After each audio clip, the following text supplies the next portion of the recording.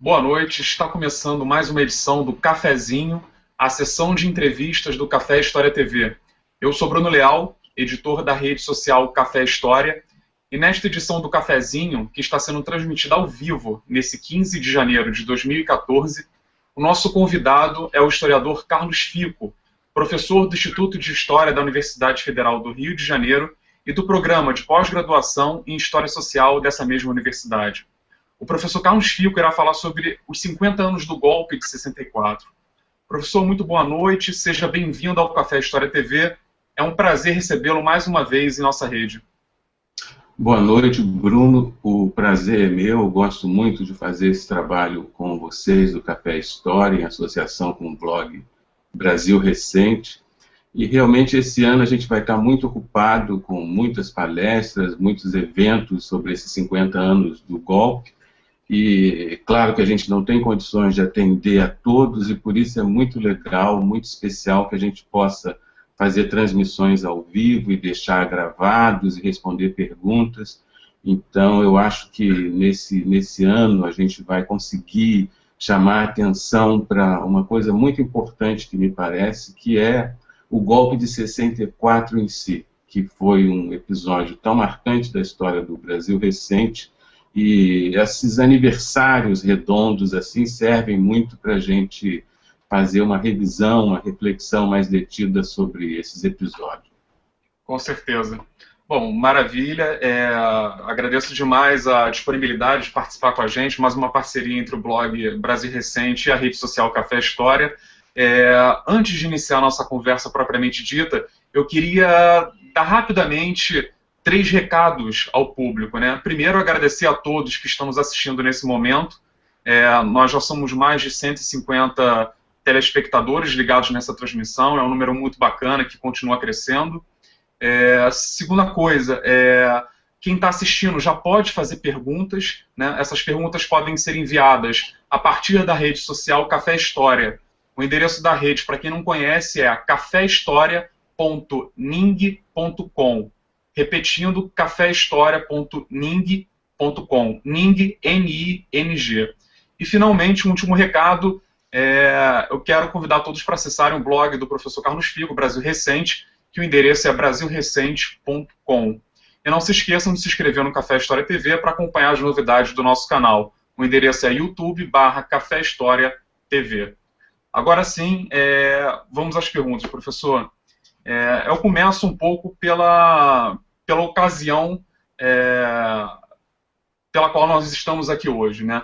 Para muitos historiadores da história do tempo presente, muitos historiadores da história do tempo presente já chamaram a nossa atenção para a riqueza desses aniversários históricos, né? Isso é, essas datas redondas de eventos importantes. Na sua opinião, professor, o que nós podemos esperar desse ano de 2014 em relação à recordação dos 50 anos do golpe de 64? Será que nós teremos, por exemplo, um ano de revelações ou ainda um ano em que a sociedade venha a se envolver um pouco mais com esse período da história brasileira?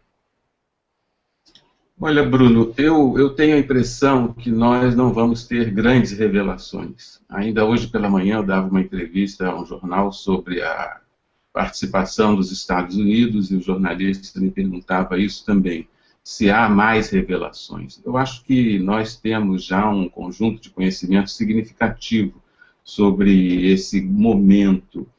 Por isso é que eu acho que esses 50 anos podem servir não para a gente conseguir encontrar alguma coisa de bombástico, de inovador, em termos de conhecimento factual. No entanto, a gente precisa ressignificar o golpe de 64.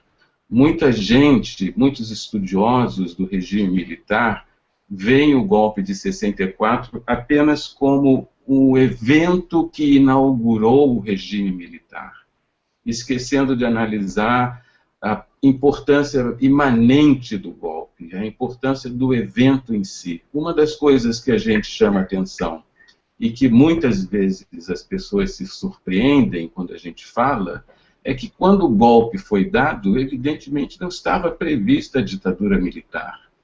Diversas lideranças civis e militares também, que participaram do golpe, não estavam prevendo em absoluto que houvesse a instituição de um regime militar tão duradouro. Inclusive, se previa a realização de eleições presidenciais em 1965. Portanto, é preciso que a gente pense bem nisso, qual o significado do golpe em si, não vê-lo apenas como um regime, como um episódio que inaugurou o regime militar, e essa perspectiva abriria a possibilidade da gente pensar uma porção de coisa importante, como, por exemplo, o fato de que houve um apoio significativo da sociedade ao golpe, né? Então, não foi um episódio em que uma porção de militares desarvorados saíram para destituir o presidente sem ter mais a ver, inaugurando o regime militar. Não, o golpe tem um significado imanente, um episódio que deve ser considerado em si mesmo, como se a gente pudesse fazer um exercício assim, olha, vamos estudar o golpe sem saber, sem considerar que nós sabemos que ele foi o estopim de um regime de 21 anos. As pessoas, naquele momento, não sabiam disso. Então, eu acho que a gente não vai ter grandes revelações factuais, mas a gente pode aproveitar esse aniversário para refletir mais detidamente sobre essas questões, algumas delas muito delicadas, como chamar a atenção para o fato de que setores da sociedade, setores significativos, apoiaram a derrubada do João Goulart. Perfeito. Eu tinha comentado, então, que 2004 marcou os 40 anos do golpe.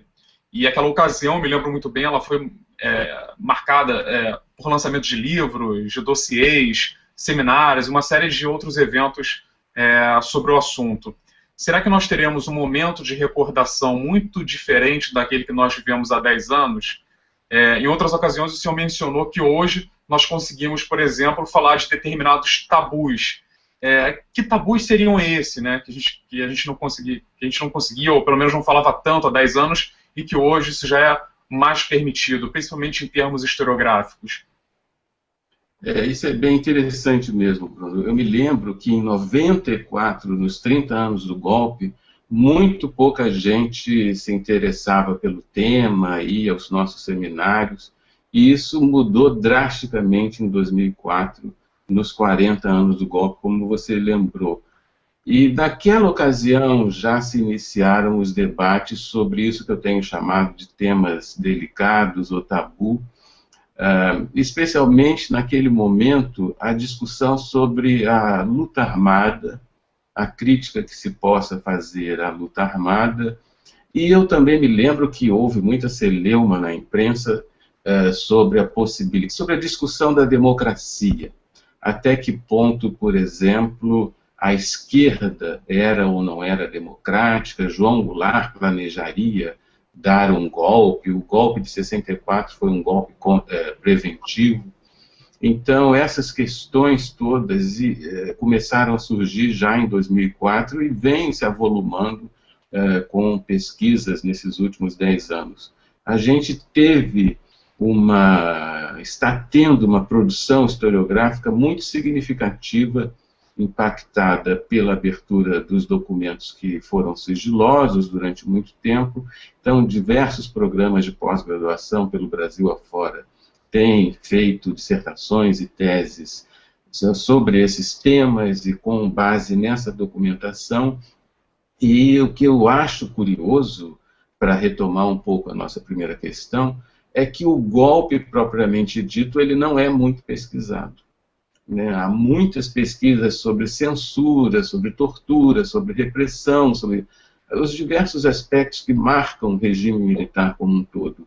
Mas a análise propriamente do golpe de 64, ela não desperta muito interesse entre os pesquisadores mais jovens. Então, eu acho que nesse momento, nos 50 anos do golpe, a gente pode sim retomar essa reflexão, porque eu acho extremamente necessário. Eu tenho dito que o golpe de 64 é o evento-chave para a gente entender a história do Brasil recente, por conta de uma característica importante, que é a seguinte: será que a sociedade brasileira aceita ainda, como aceitou em 64 de algum modo, soluções autoritárias para os seus problemas? Porque é muito fácil a gente ter uma perspectiva assim de vitimização. A sociedade foi vítima de militares que deram golpe, etc, etc.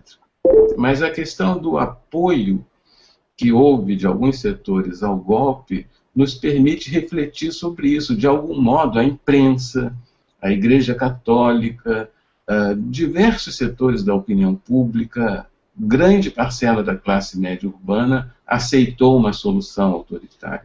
Então, se a gente pensar o golpe em si, a gente vai ter oportunidade de pensar essa tradição do pensamento autoritário brasileiro. Perfeito. E ainda sobre uma dessas questões, né, me chamou muito a atenção essa questão das expectativas que militares, instituições da sociedade civil, imprensa e até mesmo intelectuais tinham em relação ao golpe na época, né? Hoje nós vemos o golpe, por toda razão, como um momento inaugural de uma ditadura que durou mais de 20 anos. Mas naquela época, que expectativas tinham esses setores, né? Eu imagino que apoiar o golpe de 64, naquela época, não necessariamente significava o mesmo que apoiar uma ditadura militar, até porque esses setores não poderiam prever isso exatamente, né? Essa diferenciação, ela é correta? Sim, sim, ela é correta, ela é exatamente o que eu defendo, ou seja, a gente precisa entender que no momento em que o golpe foi dado, havia perspectiva de eleições presidenciais em 1965. A gente talvez possa distinguir duas coisas: o golpe de 64 e a derrubada de João Goulart. Não sei se é um jogo de palavras, mas eu quero dizer o seguinte: muita gente que apoiou aquele episódio estava sobretudo preocupada com a deposição de João Goulart. Muitos setores da imprensa escreviam diariamente nos seus jornais que o governo não era adequado, que não era possível a perpetuação daquilo que eles viam como baderna, como descontrole das greves, como descontrole da economia. Então havia esse empenho de afastar João Goulart, e esse afastamento foi feito contrariamente à Constituição, não foi o impeachment, e, portanto, houve um golpe. Mas essas pessoas não estavam, digamos, decididas a instaurar um regime militar que duraria tantos anos. E, por exemplo, a eleição do primeiro presidente militar, o Castelo Branco, o general Castelo Branco, que se tornaria marechal, foi obtida do Congresso Nacional, depois que vários parlamentares foram afastados, e mediante um acordo com Juscelino Kubitschek, que era candidatíssimo a presidente em 65. E Castelo disse para Juscelino Kubitschek que garantia a realização das eleições de 65. Portanto, havia essa expectativa. Lacerda era candidato e, enfim, todos apostavam nas eleições presidenciais de 65. Então, uma coisa muito interessante é a gente pensar como é que o golpe se transformou em ditadura. Houve aí um processo, uma caminhada que se inaugura com o afastamento de João Goulart, mas que vai passando por diversos episódios até que fica claro que se trata mesmo de uma ditadura. Por isso é que eu falo em golpe civil-militar e em ditadura militar. Sim. E ainda em relação a isso, a gente teve um caso bem interessante em 2013, né? Isso não aconteceu há muito tempo, do jornal O Globo, né? Fazendo uma espécie de meia-culpa em relação ao editorial que havia apoiado o golpe em 64, né? Então, acho que a gente vive um momento também de reavaliação dessas posturas e será que isso significa também essas datas redondas, esses acontecimentos vão ser passados a limpo por essas instituições, até mesmo para tentar também compreender como se dava essas bases de apoio, essas diferenciações entre uma coisa e outra? Será que é algo que a gente vai ver com mais frequência, principalmente a partir desse ano de 2014? Eu não sei, eu tenho tenho dúvidas em relação a isso. Há muitas pessoas que atuaram em 64, inclusive, já não estão mais entre nós, morreram, né? As organizações Globo, em geral, o jornalismo da Globo sofre muito com esse passado, né? Esse passivo que eles têm. Eu acho dificílimo reverter essa situação. Não sei se aquele editorial foi exatamente produtivo, porque, enfim, é tão conhecido o apoio que o jornalismo das organizações Globo deu ao regime militar. Houve uma mudança de posição muito imediata também na imprensa, mas lá mesmo em 64. O famosíssimo jornal Correio da Manhã lançou editoriais chocantes de primeira página logo antes do golpe, um intitulado Basta e o outro Fora, propondo exatamente a deposição de João Goulart. Mas depois que veio o ato institucional, depois que se verificaram as situações de tortura e violência logo depois do golpe, esse jornal e muitos dos seus jornalistas revisaram a sua posição e se tornaram críticos do regime militar e das ações de tortura. Então, você vê que essas situações, esse ir e vir, indica justamente a diferença que a gente está tentando pontuar entre o golpe e o regime militar propriamente dito. É verdade. E eu lembro que há pouco tempo eu fui ao cinema, eu vi o documentário sobre o Sobral Pinto, não sei se o senhor viu também, e no documentário o Sobral, ele, diante das câmeras, ele fala, olha, eu apoiei o golpe, mas logo depois eu vi que não era nada daquilo que eu esperava, não atingiu minhas expectativas, e eu passei a criticar, tanto que ele se tornou um dos principais advogados de vários torturados e desaparecidos políticos, né? Enfim, se tornou também uma oposição ao golpe. Então, com certeza faz todo sentido essa diferenciação entre o momento do golpe e aquilo que vem depois, né?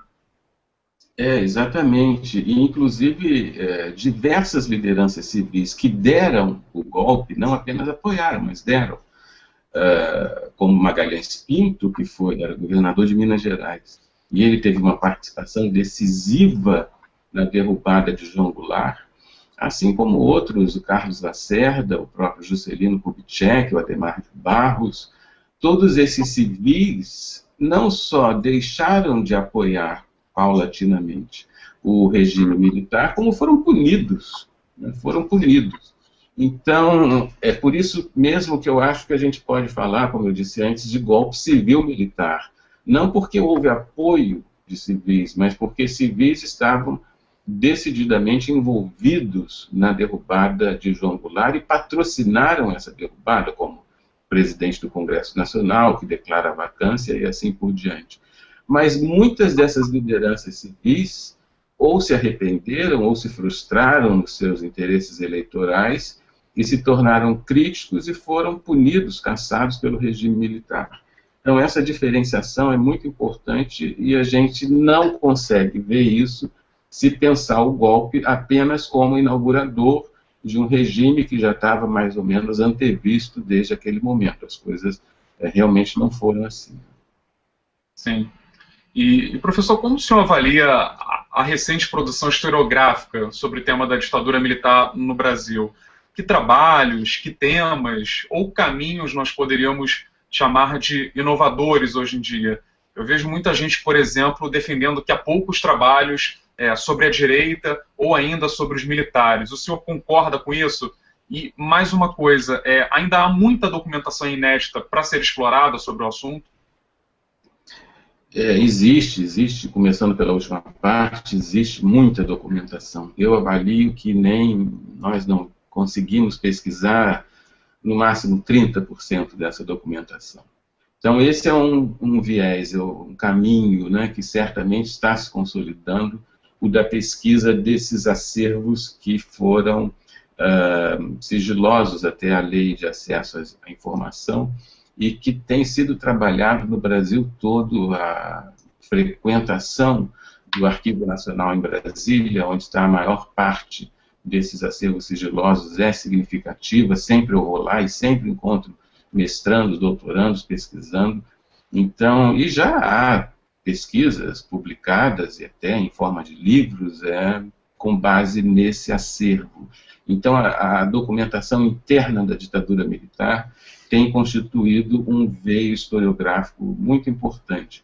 Outro que eu acho muito importante também é o da abordagem, vamos dizer assim, regional. Não é a melhor expressão, mas com ela eu estou querendo designar as pesquisas que abordam como foi o golpe ou o regime militar no Nordeste, no Norte, no Sudeste, no Sul do país, enfim, nas diversas regiões. Há uma realidade muito diferenciada e muito rica no Brasil, se nós pensarmos como que esses episódios todos foram vividos em cada um desses lugares. A historiografia, como é comum, ela ainda é muito centrada no eixo Rio-São Paulo, mas vão surgindo aos poucos pesquisas, inclusive por conta da abertura desses acervos documentais também nos estados, né, sobretudo dos antigos DOPs, de maneira que eu acho que essa é uma vertente historiográfica importante. Até recentemente havia essa ideia de que a direita era pouco estudada. Ainda é, de fato, pouco estudada. Prevalecem estudos sobre a esquerda, sobre a resistência, sobre a luta armada, mas, paulatinamente, inclusive por conta dessa documentação, que é uma documentação produzida pela direita, vão surgindo estudos sobre esse setor político, talvez menos sobre os políticos de direita. Esses realmente ainda são pouco abordados. Uma figura, por exemplo, como Petrônio Portela, mereceria um estudo, né? Mas nós temos já mais estudos sobre os militares. Verdade. Eu vou passar também a ler algumas perguntas que as pessoas estão enviando, e aliás, as pessoas estão enviando desde cedo. Eu queria agradecer a todos que enviaram perguntas. A gente vai tentar dar conta aqui na medida do possível e contemplar o maior número de pessoas. Eu tenho uma pergunta aqui bem interessante, do Carlos Vinícius, de Nova Iguaçu, Rio de Janeiro. O Carlos Vinícius pergunta o seguinte: estou no ensino médio e a ditadura é um assunto que me interessa muito. Em vários lugares já li que Jango não resistiu ao golpe, e isso me deixa em dúvida. Mesmo com o apoio dos Estados Unidos na Operação Brother Sun, se Jango estivesse determinado a resistir, a ditadura poderia não ter acontecido? Olha, Carlos, a gente sabe, você sabe, como historiador, como professor, que nós não deveríamos fazer especulações contrafactuais, né? Se isso tivesse acontecido, como teria sido? Mas ninguém resiste, a verdade é essa, a fazer essas especulações. Eu já pensei muito sobre essa questão. No dia do golpe, estava à disposição do presidente um pequeno número de aviões de caça, e um dos militares que estavam ainda leais ao governo fez um sobrevoo sobre as tropas de Mourão Filho, lá na região de Areal, perto de Juiz de Fora, voltou aqui para a base aérea de Santa Cruz, no Rio, e viu que tinha condições de resistir. Bastaria ele autorizar a decolagem de alguns desses caças e não precisaria nem matar ninguém, bastaria metralhar ali as redondezas, certamente isso inauguraria pelo menos uma negociação. O fato de João Goulart não ter resistido é um fato significativo, sim, e em grande medida essa não resistência se deve ao conhecimento que o presidente João Goulart teve do apoio norte-americano. No dia 1º de abril, o Afonso Arinos de Melo Franco mandou o seu amigo Santiago Dantas avisar João Goulart de que os Estados Unidos reconheceriam um governo alternativo ao dele. Portanto, isso deve ter pesado muito. Goulart já era um pacifista, nunca pensou na ideia de resistência militar, mas esse elemento do apoio norte-americano me parece que é bastante importante para a gente entender por que ele jogou a toalha, por assim dizer, com tanta facilidade, inclusive surpreendendo a todos, porque toda a direita, todos os golpistas esperavam uma resistência muito, muito longa. Certo. A Shirley da Silva Oliveira, de Juiz de Fora, Minas Gerais, ela pergunta o que a historiografia menos estudou do período e qual o motivo de sua opinião. Acho que a gente já passou um pouco por isso, né? A gente conversou sobre a direita, enfim, sobre essas documentações que estão saindo. Então, obrigado, Shirley, pela pergunta. Eu vou passar para uma outra pergunta que vem de Goiás, do Danilo. Ele pergunta: professor, existe documentação suficiente para levar à condenação de militares que se encontram vivos e que fizeram parte da ditadura militar? Né? Existe documentação abundante sobre tortura, relatos, denúncias, mas você sabe que em 1979 foi aprovada uma lei de anistia que perdoou os militares. E essa lei foi confirmada pelo Supremo Tribunal Federal poucos anos atrás, em 2010, me parece, ou 2011. Então, não há possibilidade jurídica no Brasil de se punir quem quer que seja, nem militares, mas lembre-se também, civis. Muitos civis foram responsáveis por tortura, por repressão, por ações arbitrárias as mais diversas, inclusive no âmbito da censura, e essas pessoas não podem ser responsabilizadas, ou porque estão mortas, ou porque a lei da anistia ainda prevalece. De maneira que há um debate, recentemente eu vi que, não sei se a Comissão da Verdade ou setores próximos a ela, vão propor a reinterpretação da lei da anistia mais uma vez. Então, se a lei da anistia for revogada pelo Congresso Nacional, seria possível punir essas pessoas, sim, porque há suficientes provas que mostram a culpabilidade delas. Sim.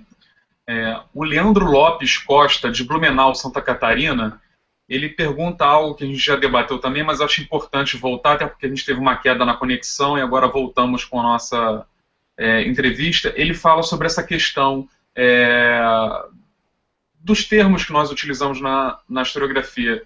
Ele fala, por exemplo, ele cita o caso do historiador Daniel Arão Reis, que sugere o termo da ditadura civil-militar, né? Quer dizer, ele pergunta até que ponto a gente pode falar em ditadura civil-militar ou apenas em golpe civil-militar. Ele quer saber se, mesmo depois do golpe, ao longo da ditadura, houve dentro da sociedade setor ou setores que sustentaram essa ditadura. Olha, Leandro, o golpe, eu acho que nós devemos sim chamar de civil-militar, mas não porque houve apoio de civis. O que eu penso é que a natureza dos fenômenos históricos deve ser definida pela atuação dos sujeitos que estão ali envolvidos. Então, o golpe, ou seja, a derrubada do presidente, um golpe de Estado, ele foi dado por quem? Ele foi dado por militares e foi dado por civis também.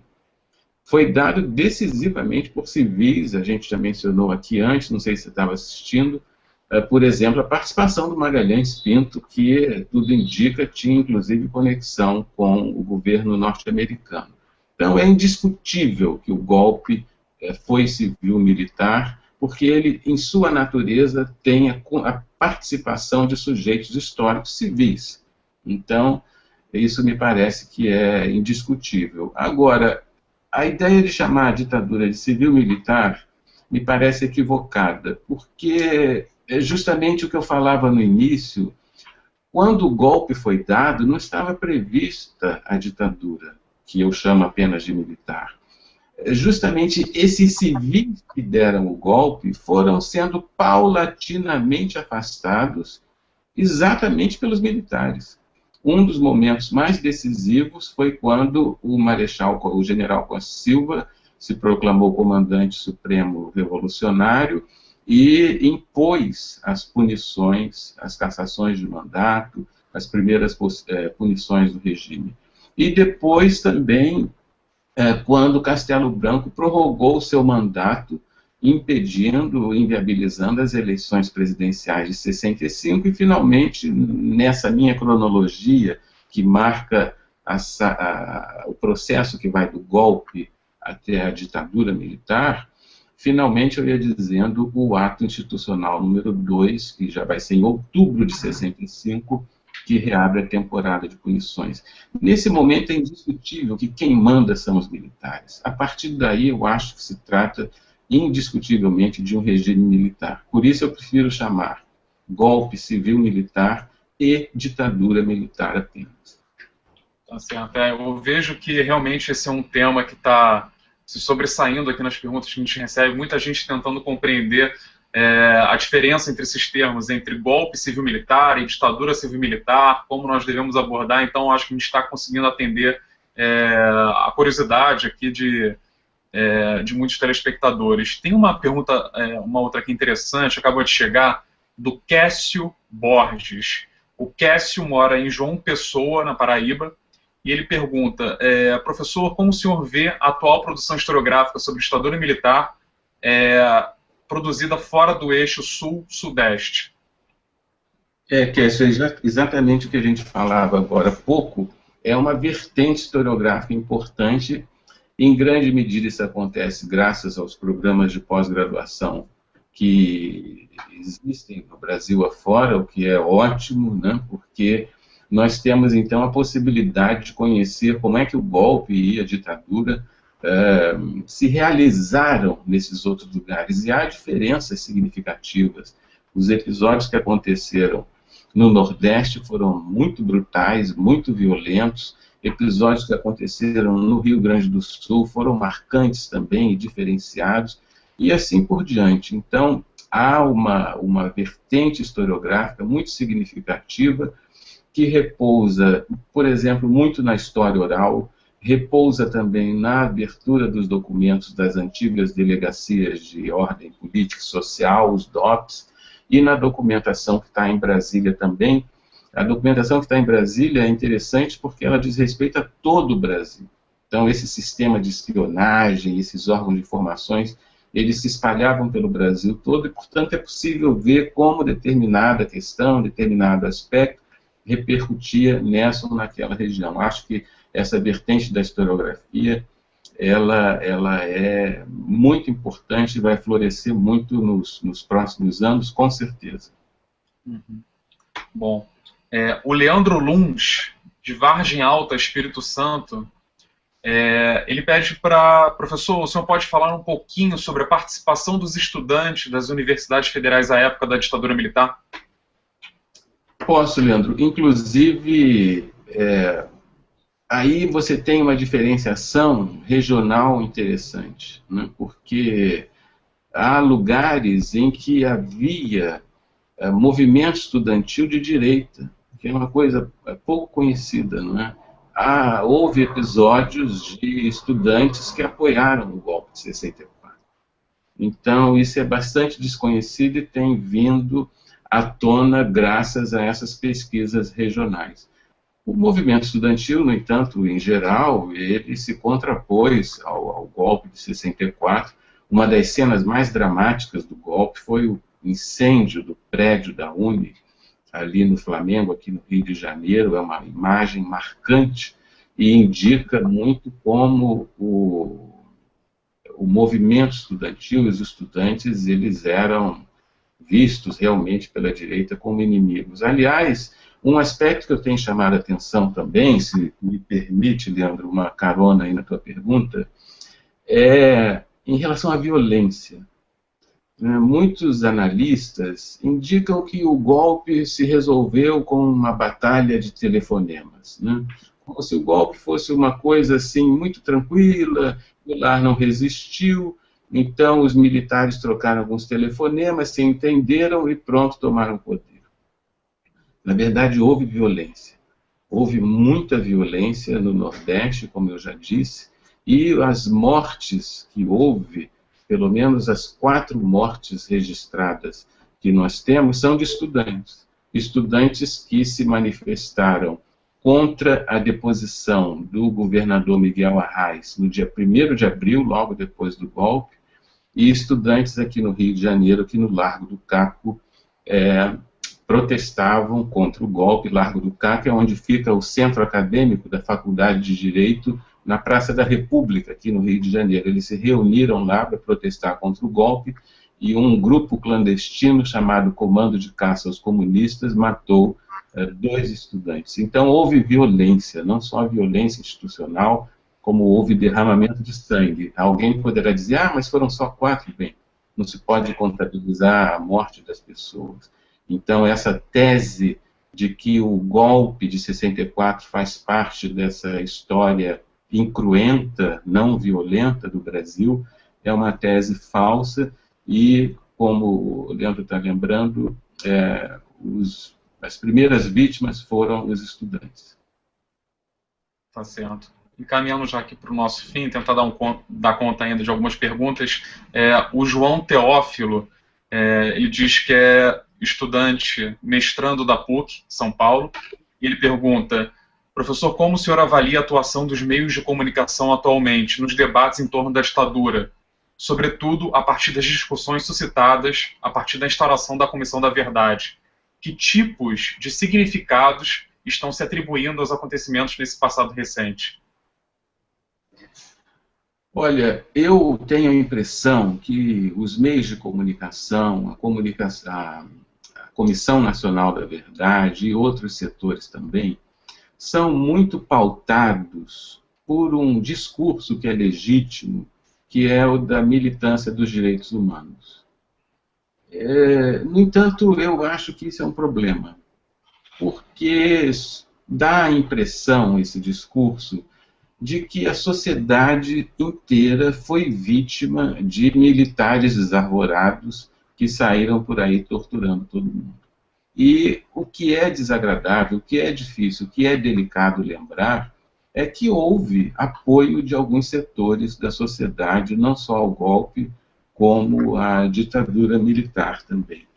Então, eu acho que nós conseguiríamos enriquecer mais a discussão se não tivéssemos uma leitura romantizada, uma leitura heroificante, em que se buscam bandidos e mocinhos. A gente precisa entender que um regime como o que houve no Brasil, nesses 21 anos, de 64 a 85, não se sustentaria sem apoio, algum tipo de apoio. Em grande medida, o apoio da imprensa, inclusive. Então, eu vejo que a atuação da mídia, ela é uma atuação que eu acho até muito rica em relação à própria Comissão da Verdade. Eu tenho a impressão de que as maiores descobertas que foram feitas nos últimos anos, elas se deveram à atuação dos jornalistas. Há jornalistas brasileiros que têm se empenhado e têm conseguido trazer revelações realmente significativas sobre aquele período, mais até do que a Comissão Nacional da Verdade, pelo menos até agora. Vamos aguardar o relatório final. Mas, no geral,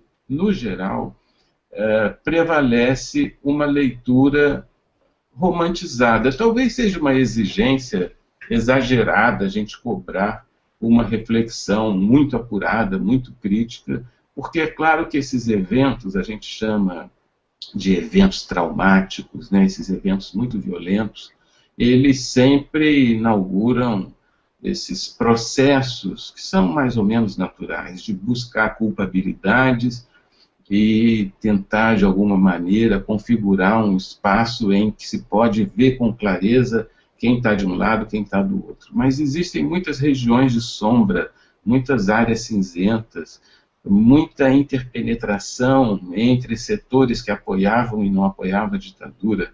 Então, essa reflexão mais sofisticada, eu acho que é uma tarefa importante para os historiadores, sobretudo para os jovens pesquisadores, não embarcarem nessa leitura romântica de bem e mal, mas procurarem uma reflexão sofisticada sobre esse episódio tão terrível da nossa história.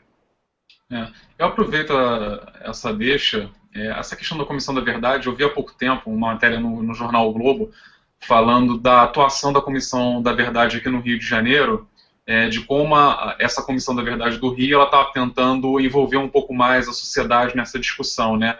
E uma das maneiras que eles encontraram de fazer isso era enviar estagiários ou pesquisadores até as escolas públicas do Rio de Janeiro para conversar com professores e alunos, né? Quer dizer, será que as outras comissões estão conseguindo envolver a sociedade nesse assunto, nessa discussão? Eu acho que, infelizmente, não. Essas iniciativas de escola e tudo mais são interessantes, são importantes. Mas eu tenho a impressão que a Comissão Nacional da Verdade teria conseguido envolver a sociedade brasileira nessa discussão se tivesse adotado uma outra estratégia, uma estratégia que não estivesse colada a esse discurso prevalecente que eu mencionei, dos direitos humanos, que é um discurso legítimo, mas que é muito, muito estreito em relação à vitimização, né? Como se o evento fundamental do regime militar tivesse sido o confronto entre a luta armada ou a esquerda revolucionária e a repressão. Não foi esse o evento principal. O evento principal, vamos dizer assim, foi essa tentativa do regime militar de controlar integralmente a sociedade brasileira. E uma estratégia que eu acho que teria dado certo é chamar a atenção para o fato de que pessoas comuns foram vítimas também.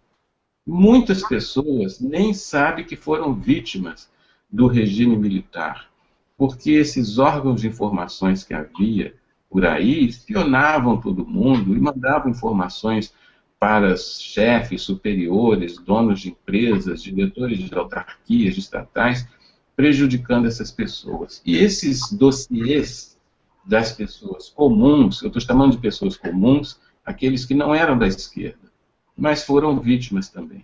Esses dossiês estão aí à disposição.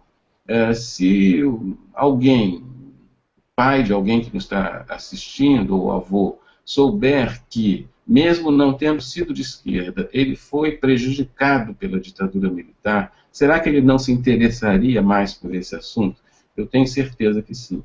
Então, quando a gente fica muito pautado por esse fato de confronto da repressão com a luta armada, como se isso tivesse tomado a sociedade brasileira durante todo o período, a gente não tem condições de ver que a ditadura militar brasileira, na verdade, ela foi muito violenta também em relação às pessoas comuns. Eu acho que essa estratégia de sublinhar, digamos, o impacto no nosso cotidiano, no cotidiano das pessoas que não eram da esquerda durante a ditadura, teria servido para chamar a atenção da sociedade brasileira do quanto ela foi impactada por aquele episódio e, na verdade, talvez nem tenha clareza sobre isso. Perfeito. Eu vou ler agora as duas últimas perguntas. A penúltima pergunta ela foi feita pelo Fábio Pereira. O Fábio é de Natal, Rio Grande do Norte, e ele pede, professor, o senhor pode falar um pouco sobre o apoio da Igreja Católica no momento do golpe e, posteriormente, sobre a resistência dessa mesma igreja ao regime militar? Fábio, a Igreja apoiou o golpe discutivelmente. Houve, inclusive, a ida de diversos bispos ao gabinete do general Castelo Branco, e, mais do que isso, antes mesmo do golpe, foi a capilaridade da Igreja Católica, foi o fato de haver Igreja Católica em praticamente todas as cidades brasileiras, que permitiu o sucesso do famoso movimento conhecido como Marchas da Família com Deus pela Liberdade. Eram manifestações públicas com o apoio da Igreja Católica que levava as pessoas às ruas para protestar contra o governo de João Goulart. Algumas dessas marchas foram muito numerosas, como a do Rio e São Paulo, mas talvez o mais interessante não seja o fato de que houve tanta gente no Rio e em São Paulo, mas que houve muitas dezenas de marchas pelo Brasil afora. Agora, com o desenrolar desse processo, né, que eu tenho chamado do golpe à ditadura, vários setores da igreja, não todos, mas vários e significativos setores da igreja começaram a ficar incomodados com a violência, com a tortura, com o arbítrio, e passaram a criticar o regime militar. Então, depois você teria, por exemplo, a atuação famosa da CNBB, a Conferência Nacional dos Bispos do Brasil, que tornaria praticamente um ícone, né, da resistência à ditadura militar. Mas no golpe e na campanha de desestabilização de João Goulart, a Igreja Católica brasileira teve participação decisiva. Sim. E a última pergunta, então, vem da Renata Costa Moura. Ela mora em Vitória, Espírito Santo, e ela fala o seguinte: professor, eu sei que o senhor tem refletido bastante sobre as diferenças entre as ditaduras do Brasil e da Argentina. O senhor poderia mencionar rapidamente o seu principal foco nessa abordagem? Olha, Renata, é verdade, eu tenho pesquisado muito isso e o principal foco é a questão da violência, é exatamente disso que eu estava falando agora há pouco. Por que nós deveríamos pensar a ditadura brasileira igual à ditadura argentina? A violência na Argentina, durante o regime militar argentino e mesmo antes, foi enorme, foi completamente distinta, tinha grande visibilidade pública, acontecia no espaço público. Os militares diziam que iam matar todos os subversivos nos jornais e as pessoas que atuavam na luta armada relatavam nos seus jornais como tinham conseguido matar, por exemplo, um militar. Essa dinâmica social fortemente marcada pela violência criou na Argentina uma memória marcada pelo trauma, o trauma diante da violência. No caso do Brasil não foi assim. Os militares brasileiros tentaram de todo modo ocultar a violência e, portanto, nós não vivenciamos isso. Havia censura, havia propaganda, não se sabia da guerrilha do Araguaia. Quando havia um confronto na rua, isso era imediatamente censurado nos jornais. Então, a sociedade brasileira, durante o nosso regime militar, não foi marcada pelo mesmo tipo de violência que marcou a Argentina. Então, a comparação do Brasil com a Argentina é indevida, porque aqui nós não constituímos uma memória marcada pelo trauma diante da violência, como foi lá, mas uma memória marcada, eu acho, pela frustração, porque nós não tivemos punição dos militares, nós não tivemos eleições diretas, nós não tivemos uma ruptura clara. Né? Quem assumiu o primeiro governo civil foi do Sarney, que até pouco antes era líder político da ditadura. Então, a esquerda brasileira constituiu uma memória frustrada com essa transição. E, por isso, agora vai se retomando, na medida do possível, as possibilidades de estabelecimento da verdade, de justiça, etc.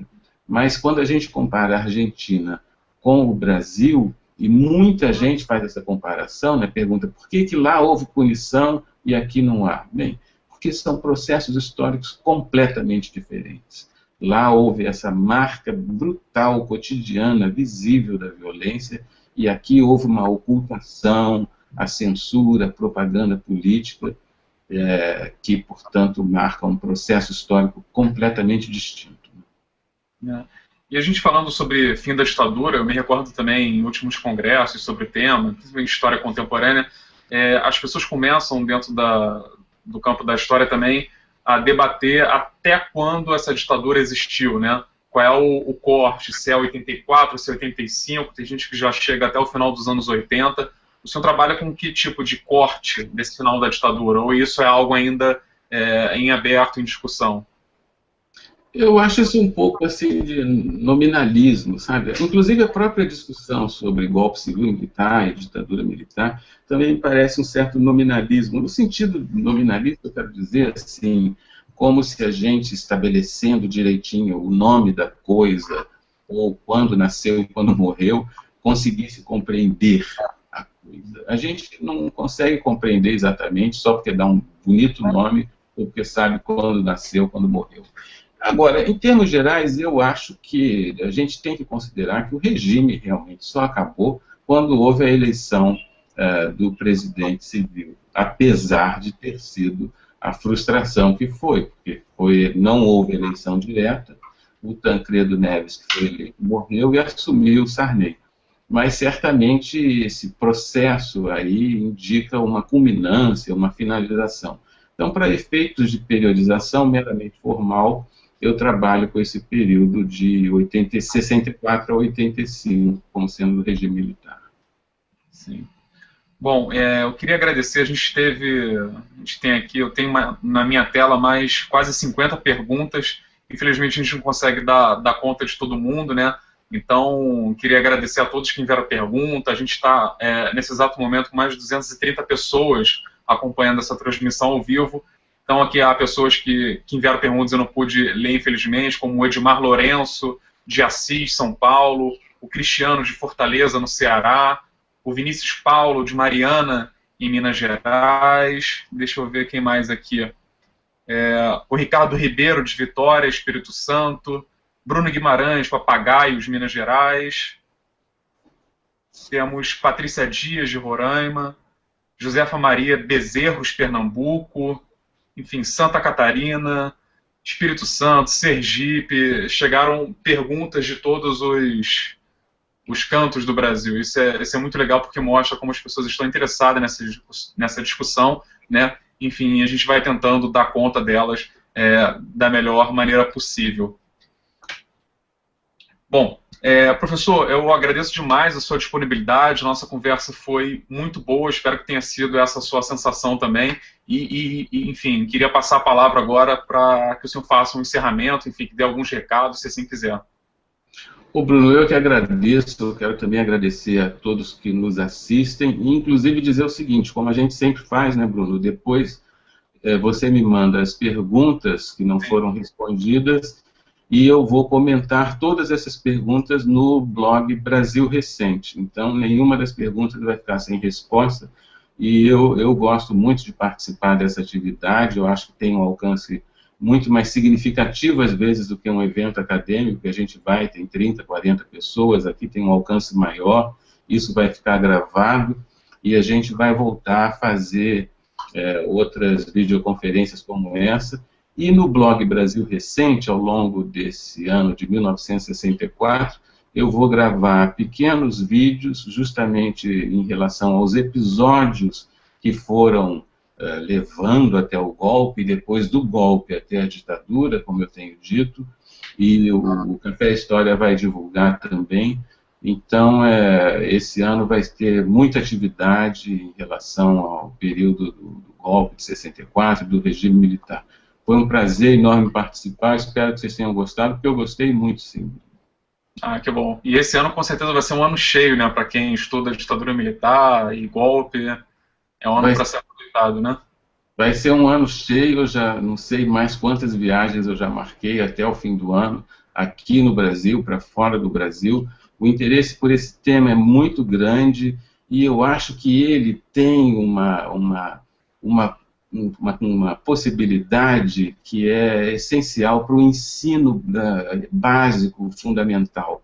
A possibilidade da gente interessar os alunos no tema da história a partir das questões do tempo presente é sempre muito mais fácil. E com a Comissão Nacional da Verdade, os 50 anos do golpe, com os documentários que existem por aí, alguns documentários excelentes sobre o golpe de 64, é muito possível você trabalhar isso em sala de aula. Estou aqui pensando sobretudo nos professores da educação básica. Então acho que esse ano vai ter também essa dimensão assim, de facilitar a abordagem de um tema histórico e levar a juventude a se interessar por esse período recente da história do Brasil.